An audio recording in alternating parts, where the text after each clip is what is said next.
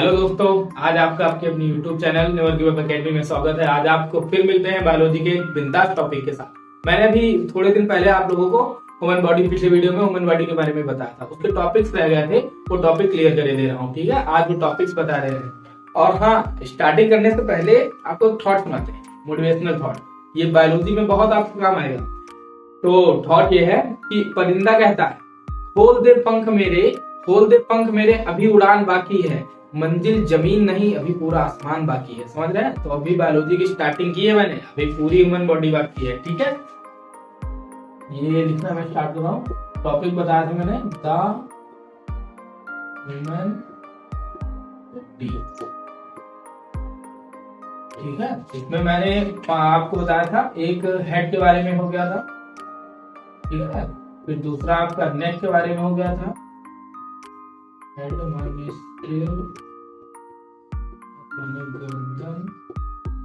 ठीक है, और ये तीसरा अब आज आपका है चेस्ट।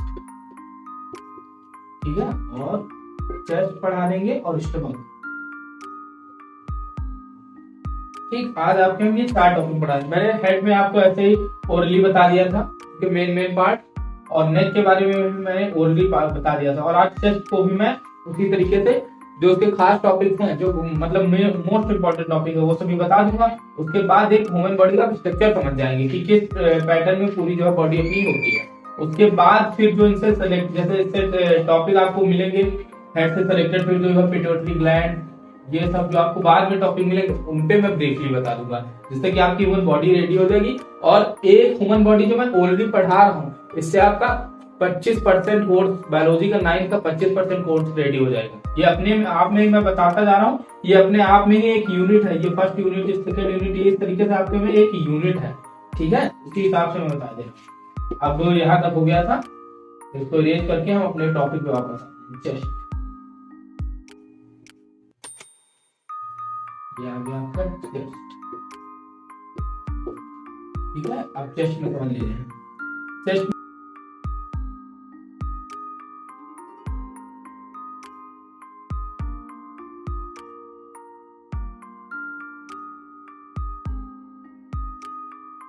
अब देखिए, मैंने यहां तक बताया था, ये नेक का पार्ट है आपका।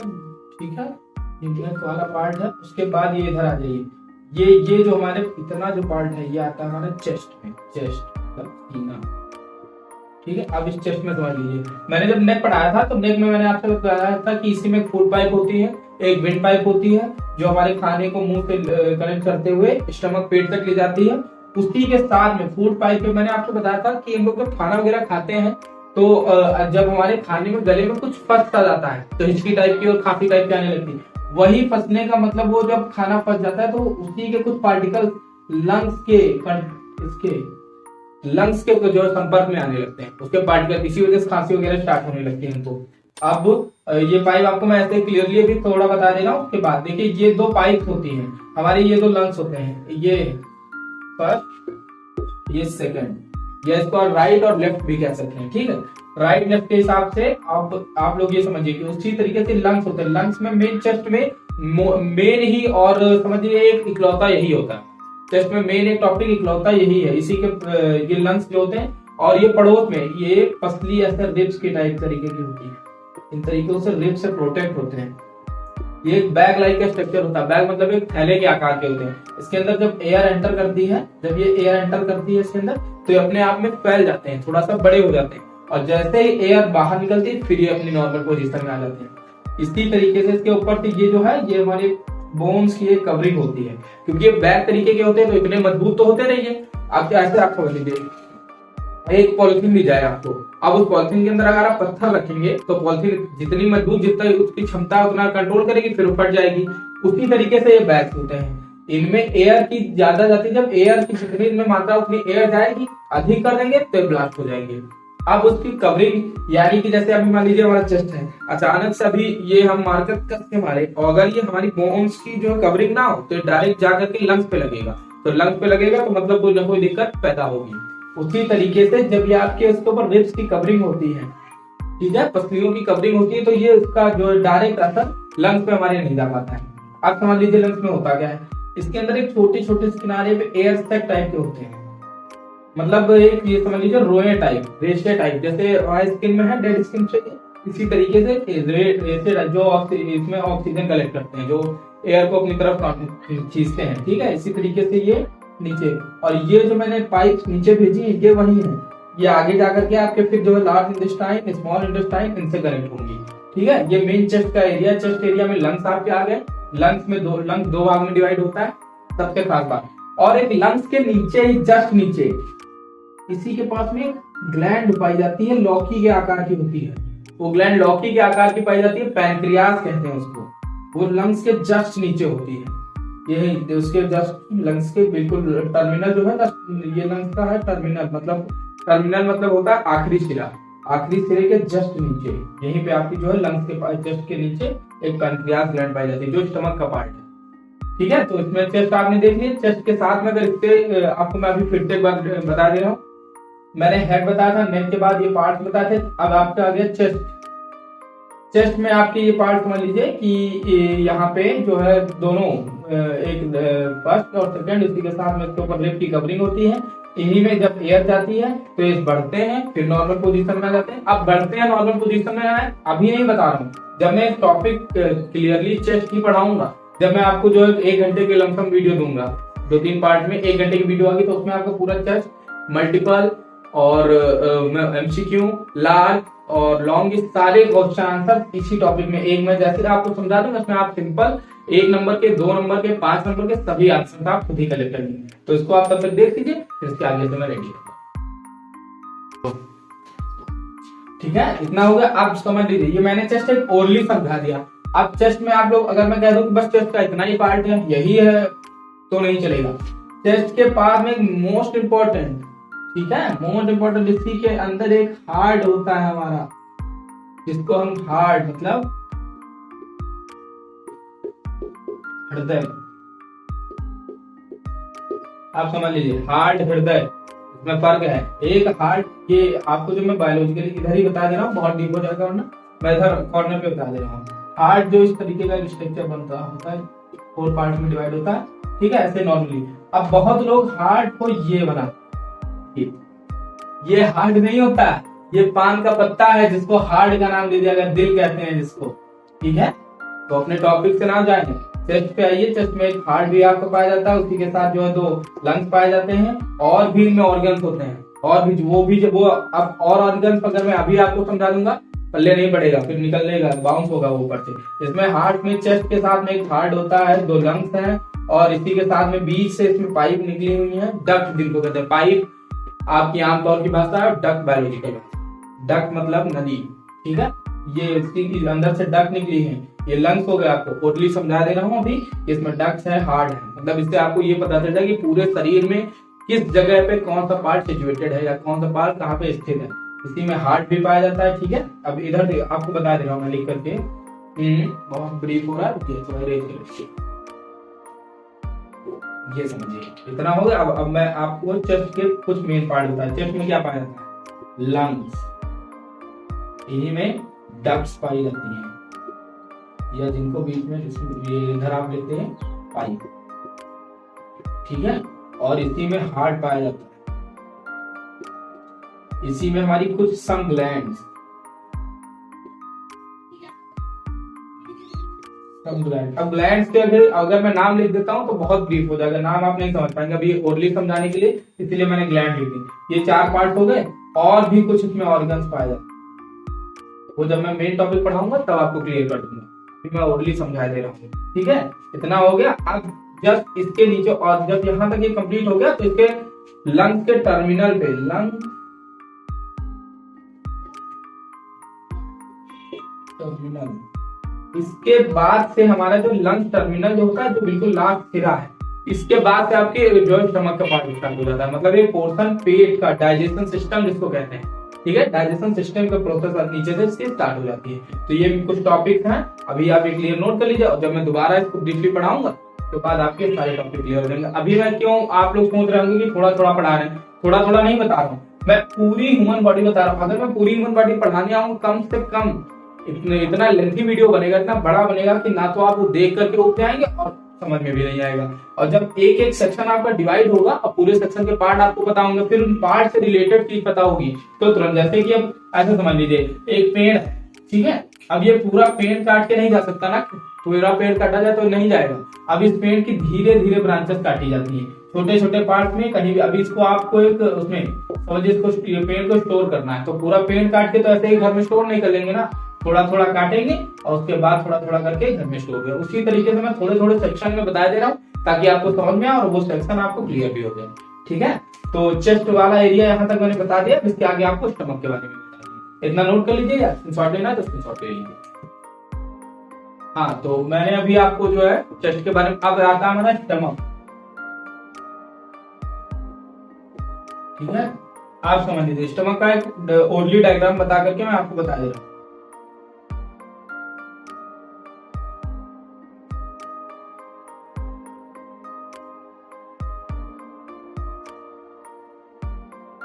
ये समझ लीजिए, मैंने ऐसे आपको समझाने के बेस पे बताया।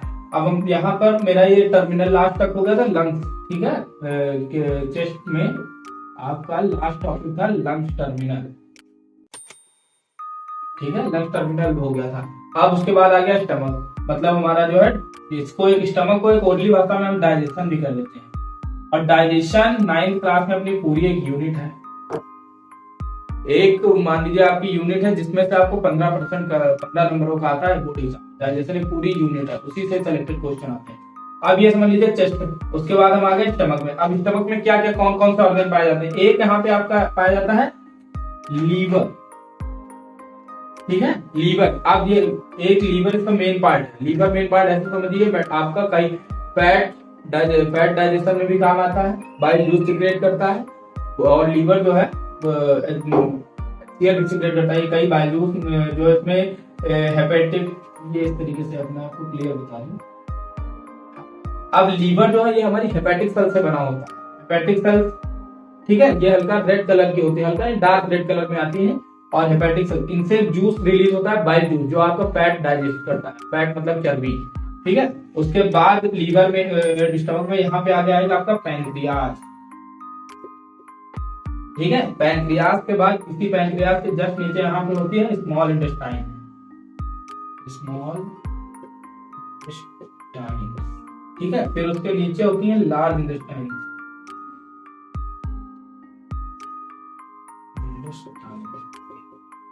ठीक। और large intestine, small intestine, pancreas, इन्हीं के बाद यहाँ पे होती है जो है ये हो गया। इसके बाद इसके जस्ट नीचे से इस तरीके से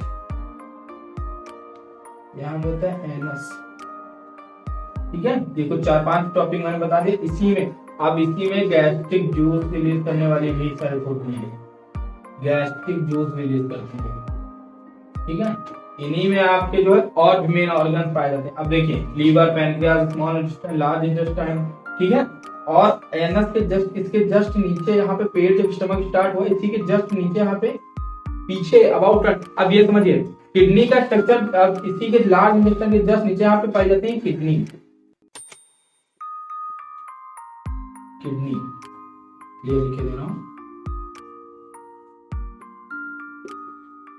किडनी, ठीक है। अब ये समझिए डाइजेशन सिस्टम में आपको मैंने अभी ओनली ये टॉपिक बता दिया, इसमें बहुत से टॉपिक हैं छूटे हैं जो मैंने नहीं बताए हैं, क्योंकि अभी समझाए दे रहा हूं ताकि आप लोग समझ जाएं।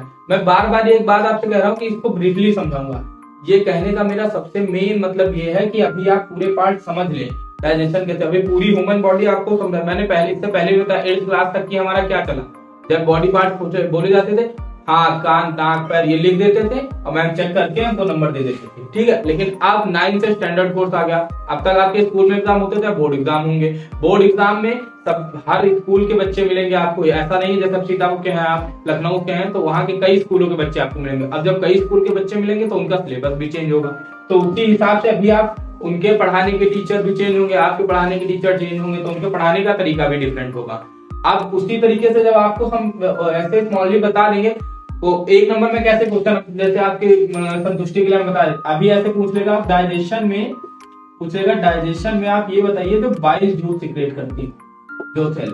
अब डाइजेशन अभी हम आपको आकर के जैसे बुक्स में पढ़ाया जाता है, सिलेबस नोट होता है, वही आपको लिखा दे, तो आप जान ही नहीं पाएंगे कौन बाइल जूस सीक्रेट। अभी मैंने आपको वीडियो में बताया कि लीवर जो है, लीवर ये बाइल जूस सीक्रेट करती है।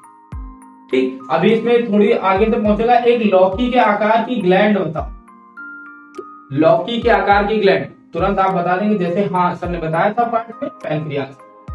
ठीक है, फिर वो पूछेगा गैस्ट्रिक जूस बताओ, किडनी एनस, ये पार्ट पूछेगा 1 नंबर में। और उसी के बाद वो लेंथी पूछेगा, जब 1 नंबर के हो जाते हैं फिर 3 नंबर में पूछेगा, तब आपसे पूछेगा कि डाइजेशन में बाइल जूस कौन सी क्रिएट करती है, उस ग्लैंड का नाम बताओ, वो किस सेल की बनी होती है, तब वो पूछेगा। उसी हिसाब से अभी मैं आपको ऑलरेडी समझा दे रहा हूँ ताकि आप हर एक टॉपिक हर एक चीज समझ जाए। और उसके बाद जैसे ही ये हमारा कंप्लीट होगा, उसके बाद में पूरी एक यूनिट लिख करके आपका हेड के मेन टॉपिक लिख करके आपको समझा दूंगा, जिससे कि आपका कुछ ही घंटों में, समझ लीजिए कुछ घंटे को वीडियोस में आपके 25 नंबर का कंप्लीट। जितना आप पढ़ाई से करते हैं उससे बढ़िया आपको तुरंत यहाँ रिस्पॉन्स मिल जाएगा। तुरंत आप जो जैसे एक बार में वीडियो देखेंगे, दोबारा आपने जैसे रिमाइंड की मुझसे पहले से बताने कि सर आप पैंक्रियास लिखें, इसके बाद स्मॉल इंटेस्टाइन लिखेंगे, फिर लार्ज इंटेस्टाइन लिखेंगे, फिर किडनी, फिर एनस, खुद आप बताएंगे।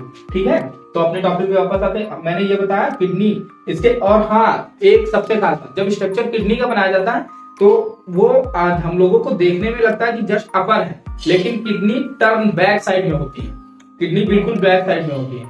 इस तरीके के आकार की किडनी आपकी होती है। ठीक है, ऐसे इस तरीके की होती है, ये जस्ट बिल्कुल पीछे के साइड में होती है, पीछे। और आप समझ लीजिए ये इतना हो गया आपके डाइजेशन में।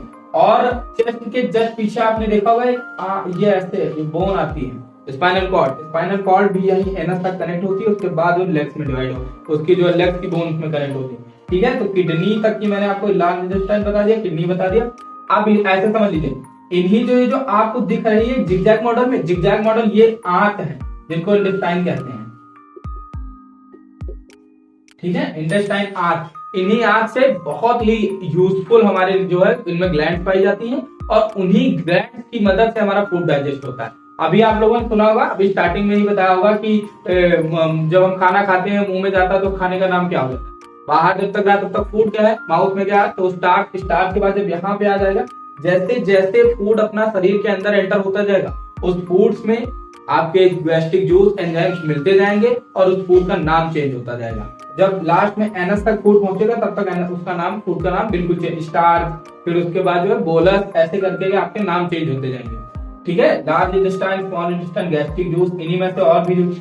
और अब बता दें आपके में अधिकतर जूसेस, अब इधर समझ लीजिए, जूसेस में आप जब बता रहे हैं तो एक तरीके की ये हो गए यहाँ पे जूस एंजाइम, ये दो ऐसी चीजें हैं जो आपके डाइजेशन में, वैसे हम लोग जब तक हम लोग छोटे क्लासेस में क्या पढ़ाया गया कि जो हमारा फूड डाइजेस्ट कैसे होता है, लीवर हमारा फूड डाइजेस्ट करता है, ये बताएगा, बिल्कुल गलत है ये। हमारा फूड पूरा डाइजेशन सिस्टम में पूरे सभी ऑर्गन पार्ट देते हैं, सभी ऑर्गन की जो है हेल्पफुल होती है, सभी ऑर्गन उसमें जो है अपना रोल प्ले करते हैं, तब हमारा फूड जो है डाइजेस्ट होता है। जिनको जो कुछ एंजाइम्स हैं, कुछ जूस हैं जो उनको डाइजेस्ट करने में हेल्पफुल रहते हैं, जैसे कि हमारे अभी आपको हम बताएंगे डाइजेस्टिव एंजाइम, गैस्ट्रिक ग्लैंड, ये सब इनके बारे में पूरे चार्ट बनवा दूंगा, जिससे आपके जूस फटाफट रेडी हो जाएंगे। कुछ टॉपिक्स में लिखवा दूंगा, उससे आपको पूरा क्लियर हो जाएगा। ठीक है, आप इतना ही समझ लीजिए। पैंक्रियास तक मैंने आपको बता दिया, स्मॉल इंटेस्टाइन ये सब बता दिया, एनस नीचे आकर किडनी बता दी। अब एक डाइजेशन के बाद मैंने बताया था एक्सक्रीशन सिस्टम, जो हम एक्सक्रीशन सिस्टम बताएंगे उसमें किडनी आ जाएंगी। किडनी भी हमारी बहुत हेल्पफुल, किडनी ब्लड को, ब्लड का ये समझ लीजिए, ब्लड जैसे समोसे के चाट चटनी यूजफुल है, उसी तरीके से किडनी और ब्लड भी बहुत यूजफुल है। ब्लड प्योरीफाइड जो है आपके हार्ट के द्वारा होता है, लेकिन जो है ब्लड सप्लाई आपका दिल करता है, हार्ट करता है, हृदय करता है, लेकिन उसको प्योरीफाई किडनी करती है। ठीक है, इतना नोट कर लीजिए। इसके बाद आगे का मैं आपको एक्सक्रीशन सिस्टम बता दूं। हाँ, तो मैंने अभी आपको डाइजेशन अब उसके बाद आ गया आपका एक्सक्रीशन। ये मैंने एक्सक्रीशन एक नाम दिया है अपनी भाषा में, और इसमें एक्सक्रीशन का मतलब होता है, ये समझ लीजिए, एक्सक्रीशन का मेन मतलब होता है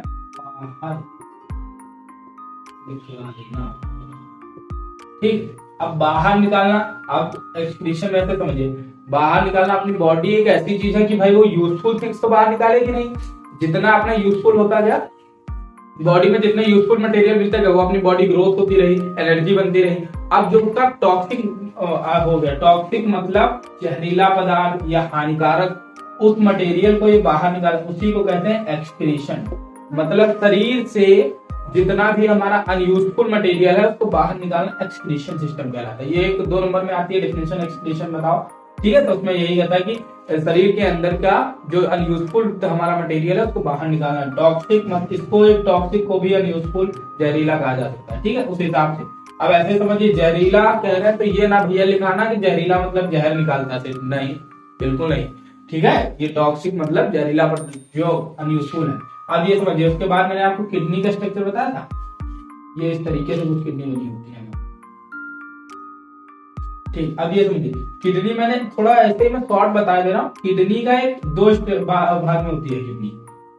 किडनी 2 पार्ट में होती है, राइट और लेफ्ट, ठीक है। आप सुनो, किडनी राइट और लेफ्ट, और इसके नीचे से डक्ट्स निकली होती हैं। किडनी है ये, ठीक है। अब इसके नीचे से डक्ट्स निकली होती हैं, इन्हीं के नीचे से डक्ट ये जाकर के यहाँ पे ऐसे आपको जोड़ के थोड़ा क्लोज बता दे रहा हूं, ठीक है। अब ये किडनी 2 पार्ट राइट में और लेफ्ट में, इसके 2 पार्ट और भी होते हैं, राइट लेफ्ट तो इसके पार्ट हो गए, इसके 2 और भी वो है। एक किडनी का होता है इंटरनल स्ट्रक्चर और एक होता है एक्सटर्नल स्ट्रक्चर। इंटरनल मतलब अंदर, एक्सटर्नल मतलब बाहर, ठीक है। इंटरनल अंदर, एक्सटर्नल बाहर। डक्ट मतलब नली। आप समझिए, इन किडनी के अंदर अंदर का, ये इसमें मैं थोड़ा सा अंदर का आपको दर्शा दे रहा हूँ, ठीक है। इस तरीके से होती है आपकी किडनी अंदर, ठीक, आप समझिए, ठीक है। अब 2 पार्ट में होती है राइट और लेफ्ट, ये दोनों नलियों से जुड़ी होती हुई होती है, डक्ट से। और उसके बाद इसके 2 पार्ट होते हैं, एक इंटरनल पार्ट, एक एक्सटर्नल पार्ट। इंटरनल एक्सटर्नल में आप थोड़ा एक चीज समझ लीजिए, हमारी ह्यूमन बॉडी के लमसम 90% पार्ट ऐसे हैं जिसका इंटरनल एक्सटर्नल दोनों मेन होता है। हार्ट है आपका, हृदय है, इसका इंटरनल एक्सटर्नल दोनों मेन है। स्टमक तो इंटरनल है ही, इसका इंटरनल एक्सटर्नल कुछ नहीं। और किडनी का भी इंटरनल स्ट्रक्चर भी आता है, ह्यूमन बॉडी का भी इंटरनल और एक्सटर्नल दोनों आते हैं। और ब्रेन के भी इंटरनल स्ट्रक्चर दोनों स्ट्रक्चर आते हैं, ये आपको मैं बताता रहूंगा। ये यहाँ पर इतना हो गया, फिर 2 पार्ट में राइट और लेफ्ट में होती है, डक्ट से जुड़ी होती है, इसके 2 भाग होते हैं, एक इंटरनल एक एक्सटर्नल। अब इधर इसी पाइप के बाद यहाँ पे यूरेथ्रा होता है, यहीं पे यूरेटर होती है, ठीक है। आप समझिए किडनी का काम क्या है ऐसे शॉर्टली। और यहाँ पे वही नीचे आपकी एनस ही एक समझिए, ये लास्ट है बिल्कुल। एनस के बाद ये पैरों के बीच में, पैरों से कनेक्ट होती है, फिर नीचे लेग्स आ गए, ठीक है। एनस लास्ट है। डाइजेशन की भी लास्ट प्रोसेस होती है, डाइजेशन के एंड, इसी को एंड कहते हैं। डाइजेशन आपके 5 यूनिटों में होता है। 5 मतलब एक डाइजेशन की 5 हेडिंग्स, 5 डिवाइडेशन। उसी तरह किडनी के भी आपके कुछ पार्ट से जुड़े होते हैं, जिसमें भी 5-6 टाइप के जो है आपके टॉपिक मिलेंगे।